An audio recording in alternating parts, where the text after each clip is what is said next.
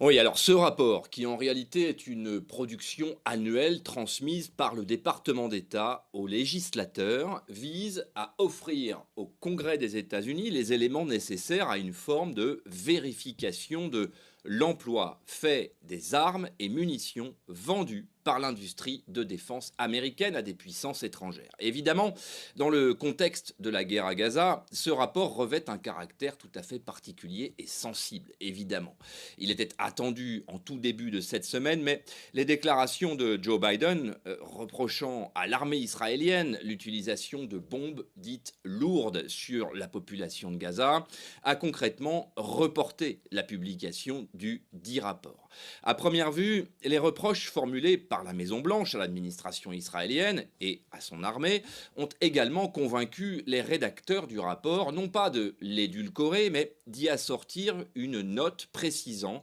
qu'aucune infraction ferme au droit international ne pouvait être prononcée ou constatée à ce stade. Alors évidemment, converti en des termes diplomatiques, tout cela contribue à maintenir une forme d'ambiguïté voulue par l'exécutif américain.